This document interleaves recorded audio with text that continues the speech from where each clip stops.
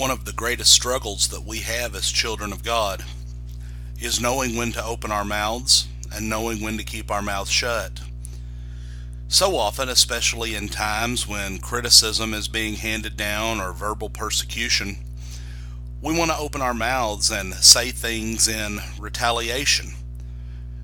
And in this, we fail to realize the detrimental effect that can have upon our spiritual influence.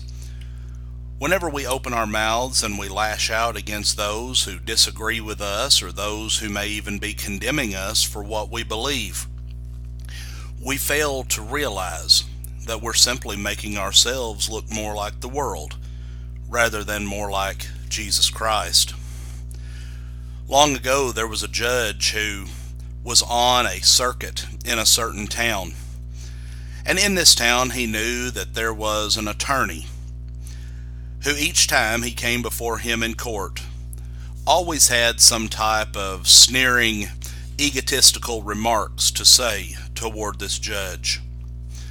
Well, after one of these occasions in court, the judge was out eating supper with some friends one night, and these friends asked this judge why he continues to put up with the words of this conceited attorney. Well, at the mentioning of this, the judge dropped his knife and his fork.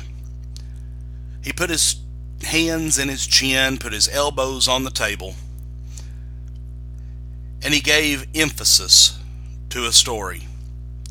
He says, up in our town, there is a widow who has a dog, and whenever the moon shines, the dog goes out and barks at the moon all night long. At this point, he picked up his knife and his fork, and he began to eat again. Well, after a few moments, one of his friends asked him, said, well, what's the point of the story? What about the dog? They said, what about the dog and the moon and this illustration that you're making? The judge said, oh, the moon is not bothered. It continues to shine. Yes, friends, one of the hardest things for a Christian to do is to keep shining for Christ when we're being barked at by our persecutors. Many times just an insignificant thing will cause us to step down from our position as Christians and fight that which should be ignored. In other words, the devil can accuse us of one weakness in order that he may be able to bring another upon us. The best way to fight our enemies is to be like the moon and continue to shine.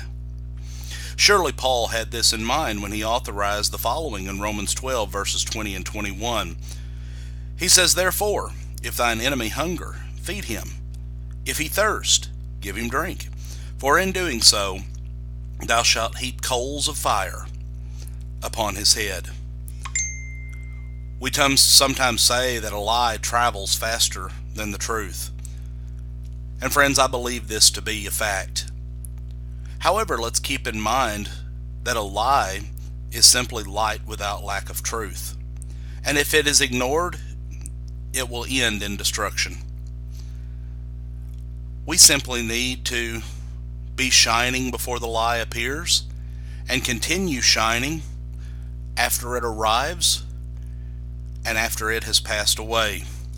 And friends, if we will do this, all will be well. A feather is light and is easily blown about with a tremendous speed, but for it to cast its weight against anything solid, it causes no more damage than the breeze. Falsehoods are just that harmless if we remain firm and continue to shine our light.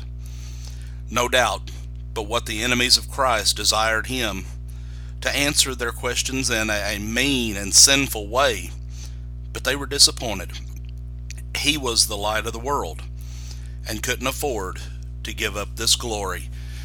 This is why Jesus said to let your light so shine before men that they may see our good works and glorify our Father which is in heaven. Thank you for joining us today. Have a blessed day.